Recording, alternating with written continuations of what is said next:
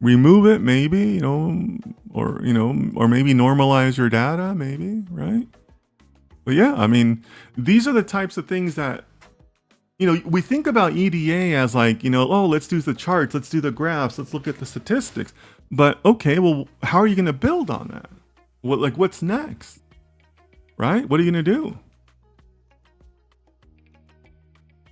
Yassine says, well, first we need to know the reason for the skewness and then tackle it depending on the problem. Yeah. Yeah, but that's what I'm asking, Yassine. What are you going to do to tackle it, right? Aditya says, is 0.03 skewness acceptable? Maybe, maybe not. You guys tell me. There's not always a clear answer to that because it could also just depend on, like the use case that you're doing, right? That's not always a yes or no question. So it depends. It depends on what you're trying to do, right?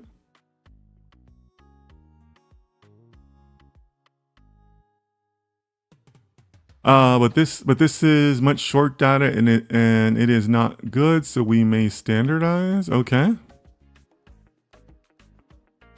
How about the method of turning the outlier to the edge of the 75% and 25% for either side of the outliers? Yeah, yeah. That's another valid approach. Yeah. Voldemort does bring up a good point, right? That there's not a lot of data points to work with anyways, right? So, you got to proceed with caution there. Or, maybe this serves better as as like an auxiliary data set or like an aid, but maybe this isn't a great modeling data set, right? Is 14 samples enough? Maybe, maybe not. Abdul says, can we consider that as missing data? Yeah, you can, but now you're down to 13 data points, right? That's probably not a net positive thing.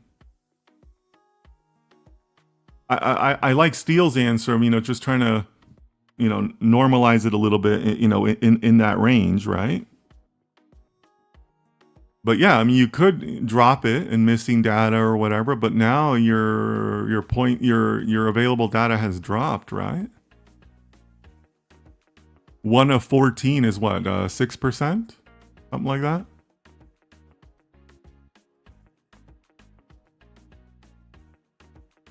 Aditya says, let's remove the 2020 data point and recalculate the statistics.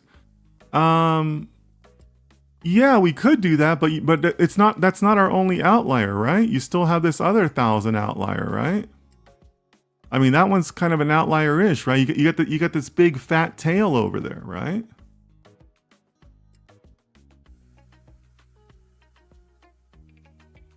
So like what then, right?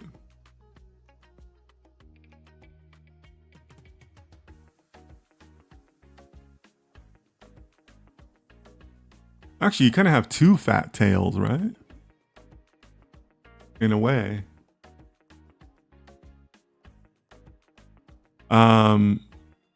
Yeah, so look, again, the value is not in the gold data. The value is in the thinking, in the processing, right?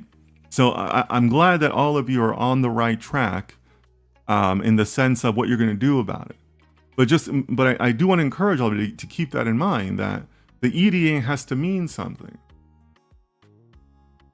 You got these answers, now what are you going to do about it? Right? So you guys are on the right track there. Steele says, wouldn't removing the outlier on tiny amounts of data actually make the data lose its meaning? Yeah, absolutely. I agree with that.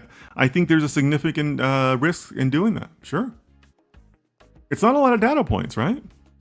And it may not be enough data points where you would have to say, okay, you know what? This is a nice data set to look at. Maybe we can use it to, feed other stuff, but there's not a lot to look at here.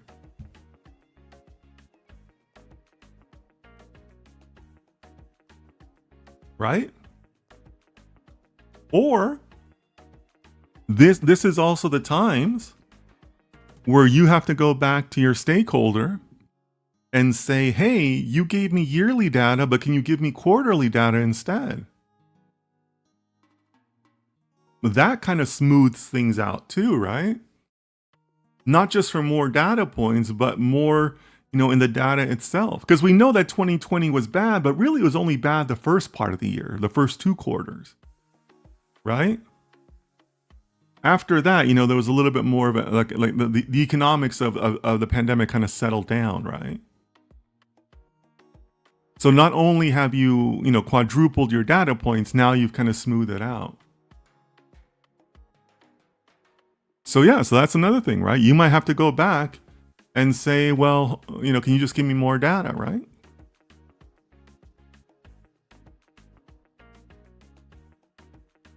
So again, the purpose here is not to teach us gold data.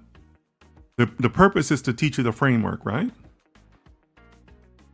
Steele says, yeah, requesting quarterly data would be nice. Yeah, I mean, sometimes you have to do that, right?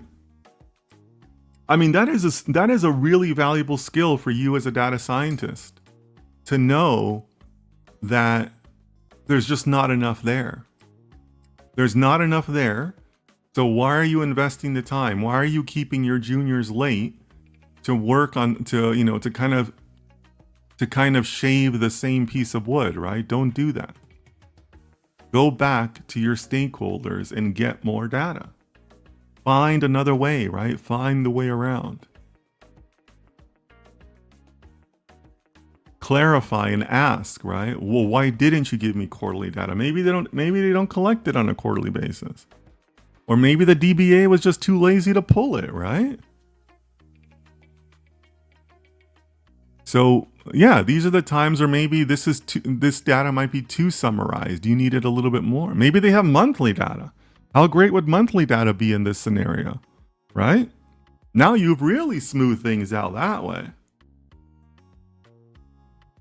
Excuse me. So think about that, guys, right? Because again, the whole purpose is not for us to refine this particular chart. The purpose is to give you that framework for you guys to think about and carry forward into your own work. Okay?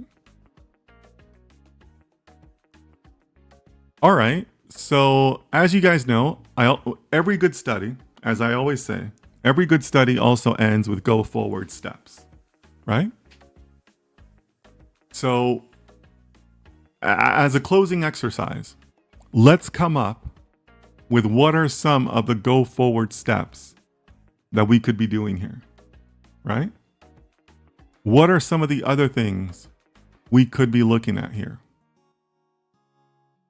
So to me, something that pops to my mind, to bring it back to the segmentation, we've only looked at consumers. What about central banks? Did the Indian central bank act in the same way?